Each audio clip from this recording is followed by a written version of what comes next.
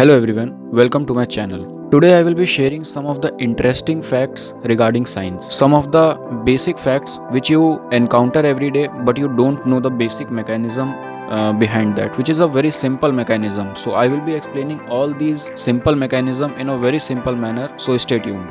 Fact number 1. Have you ever wondered why do glow sticks glow? I hope everyone must be knowing glow sticks.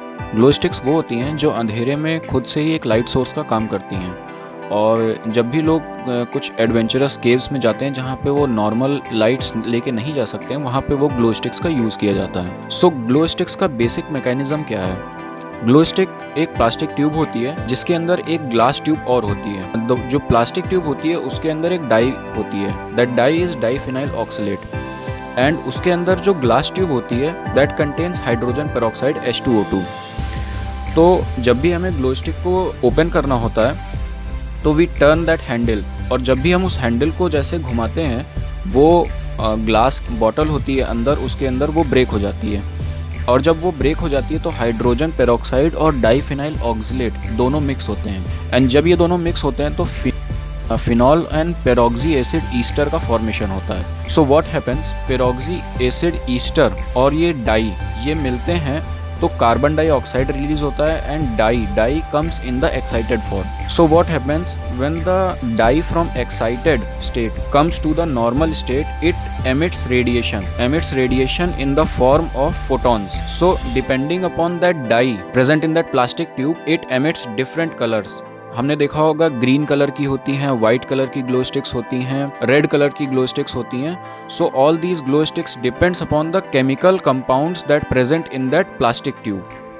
Fact number 2, चलिए देखते हैं कि जो crackers होते हैं when they explode they result in different colours, वो अलग अलग कलर्स क्यों शो करते हैं। तो सबसे पहले दोस्तों समझते हैं एक्सप्लोजन का बेसिक मैकेनिज्म क्या होता है। एक्सप्लोजन दोस्तों होता है गन पाउडर की वजह से। चलिए गन पाउडर के बारे में थोड़ा सा समझते हैं। दोस्तों आप लोगों ने पुरानी मूवीज में देखा होगा कि जो लोग बंदूक यूज करते थे सबसे पहले उसमें छोटा सा एक चुटकी पाउडर डालते थे और एक लंबी सी रॉड होती थी जिससे वो उस पाउडर को ऐसे सेटल करते थे, and then they use to put the bullets, तब उसमें वो बुलेट्स डालते थे और तब उसको फायर करते थे। तो बेसिकली होता क्या था कि जो गन पाउडर होता है वो जब उसको एक सर्टेन प्रेशर में और किसी कैन में आप उसको बंद कर देते हैं और उसके बाद उसको हीट करते हैं तो इट एक्सप्लोड्स, और जो वो एक्सप्लोजन होता है वही उस बुलेट को एक फोर्स देता था जिससे वो बुलेट्स बहुत तेज मूव करती थी। तो सेम मैकेनिज्म यूज होता है क्रैकर्स में भी। तो दो डिफरेंट क्रैकर्स जो हैं वो अलग अलग रंग दिखाते हैं, जैसे कि कुछ होते हैं जो आसमान में जाके रेड हो जाते हैं, ग्रीन हो जाते हैं, ब्लू हो जाते हैं, येलो हो जाते हैं। सो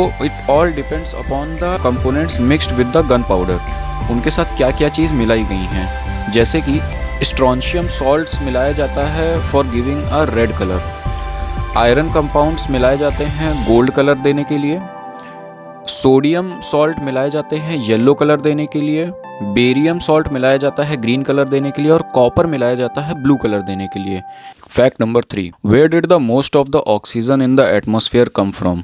हमारे एटमॉस्फेयर में जो ऑक्सीजन है वो कहाँ से आती है? Most of the oxygen we know come from plants. So the biggest rain forest on this earth is Amazon rain forest. तो चलिए इसके बारे में कुछ फैक्ट्स देखते हैं। Approximately 20% of the world oxygen is produced in the Amazon rain forest. इसका area India के एरिया से 1.5 टाइम से भी कहीं ज्यादा है। यहाँ पे लगभग 400 से 500 इंडिजिनस अमेरिकन ट्राइब्स पाई जाती हैं, जिसमें से 50 से 100 ट्राइब्स ऐसी हैं जिन्होंने आउटसाइड वर्ल्ड कभी देखा ही नहीं है। अमेजोन का इकोसिस्टम भी बहुत ज्यादा, जैसे यहाँ पे लगभग 40,000 प्लांट की स्पीशीज हैं, 13,000 यहाँ पे बर्ड्स की स्पीशीज हैं, 3,000 तरह की मछली पाई जाती हैं फिशेस, 430 मैमल्स हैं, एंड लगभग 25 लाख डिफरेंट इंसेक्ट्स यहाँ पे पाए जाते हैं। इसकी कैनोपी इतनी थिक है कि जब यहाँ पे बारिश होती है तो पानी को जमीन तक पहुँचने में लगभग 10 मिनट लगता है। तो एक इंटरेस्टिंग पॉइंट यहाँ पे आता है कि अगर अमेजोन रेन फॉरेस्ट में कभी आग लगी, जैसे अभी ऑस्ट्रेलिया बुशफायर्स हुए थे, वैसे ही अगर अमेजोन में कभी आग लग जाए और अमेजोन का एरिया कम हो जाए या अमेजोन कभी खत्म हुआ